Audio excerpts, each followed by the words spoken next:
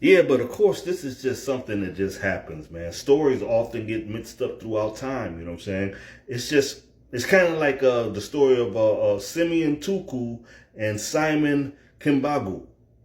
I hope I said his name right. The stories got mixed because they were similar stories and they were around the same time. Now, this right here, and let's see, which one should I go with first? Let's go with the dolphin story first. Now, the dolphin story was mentioned by Credo Mutwa, and he mentioned that dolphins were an intelligent species within the water, and he mentioned that they could communicate with humans. I've heard stories too that we could communicate with them. As a matter of fact, some people say that it's a law stating that we are not supposed to talk to them. Now, they are not only they are biological architects of the underworld in the water. Now, they would help some species that were coming into existence. They would guard them, and then some species who may have come from someplace else but started off in the water, they were there to help protect them as well. And they would destroy the enemies of the people who they love or the people they felt that they need to protect. As a matter of fact, if you're blessed and you're in a situation in the ocean and you're under attack, it's a good chance that one of these will come to your aid. Now, let's go over here. The Nommo. This is a different story. This is a story from the dogons right here. And the Nommo is a being that came to this region. Let's see, how do I say this? They came here in etheric form and they seeded themselves in the oceans. And then they evolved into something that looked like this here, but then they went beyond that. They did the same thing you did. They did the exact same thing you do. As a matter of fact, when you listen to the story of the dogons, they said that they came and it was wind and it was a storm. Okay, let's deal with this. You please forgive AI because sometimes AI is out of order. Now, when you came here, you came past some star systems, or some of you even came out of some star systems, but you came here in an invisible field. You came through your father. Your father shot it out. It went into the mother. When it got into the mother and the right one was chosen, there was a zinc explosion that went off. Boom.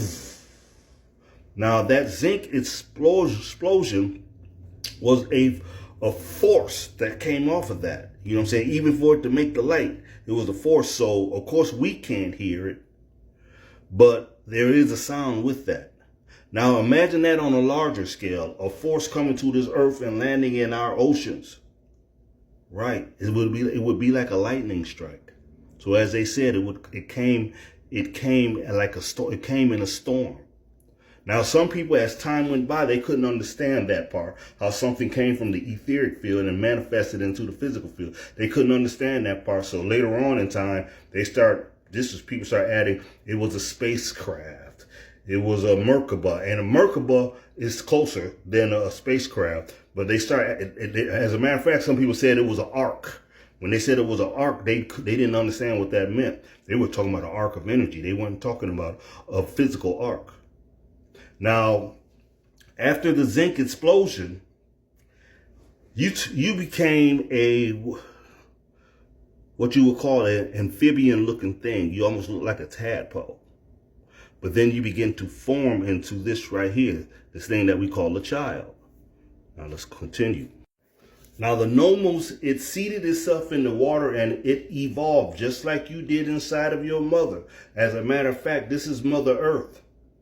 And life comes out of the waters. Whatever Earth gives birth to, most of the things come out of the water. If it doesn't come out of the water, it comes out of the darkness, the moisture of the soil, and the moisture in the soil. So you're still dealing with water. Now, these things right here, they were highly intelligent, and they too had the ability to communicate with beings through thought waves. Now, the Dogons were said to have been communicating with these things, and they mentioned the story of them coming from the constellation of Sirius A or Sirius B. I don't know which is which. Now, here's the thing. People say that's impossible because Sirius B is invisible and they had not the technology to see these things. But if they had these beings right here that could give them an image of it and that could tell them where they came from and then give them an image of the star constellation, that would explain how the Dogons was able to write, how they were able to write that down on the walls years before they had a telescope. I'm just saying, people, this is for entertainment purposes only, okay? TikTok. Now, I'm going to tell you something else unique about these things. As they still begin to evolve, they started to venture out of the water. Now, over the process of, man, I would say 20-something million years. Or was it a trillion? Over the process of time, this thing evolved. But here, this is what it did. It started to venture out of the water.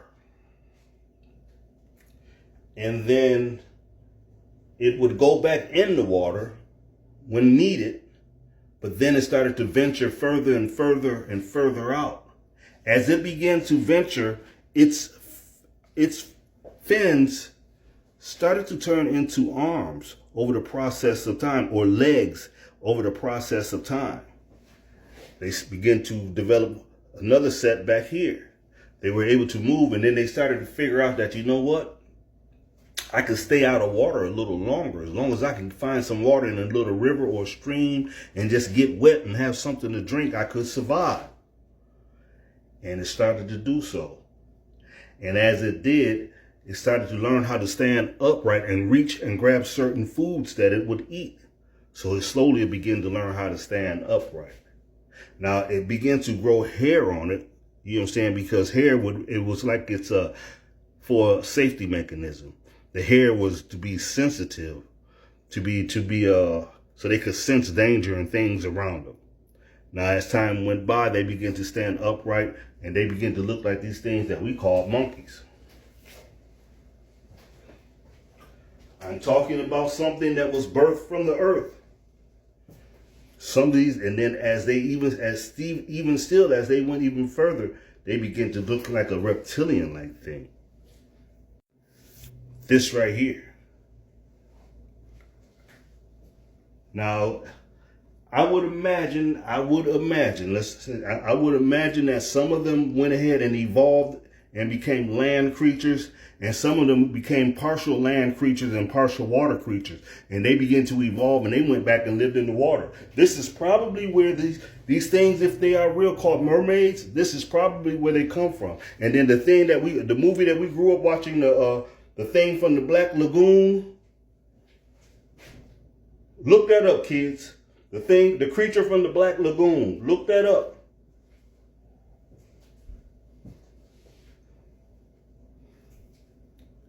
So now you have the ones who go in and out of the water, but live mostly in the water, and who are the architects up under the water, and who are building civilizations and buildings and everything up underwater still to this day. And then you have the ones who became so-called reptilian, and they live on the doggone land. Now imagine those reptilian ones like this here. Imagine them mixing with humanoid type beings, with other humanoid type beings that look something like us. I'm just saying. But this is your man L Judge. Peace and blessings. I'm sorry I couldn't do this fast. I hope you got a full understanding out of that. If you have any questions, go ahead and ask the questions, and I will do my best to answer the questions. And possibly later, I will post some images of some so-called reptilians, if TikTok will let me.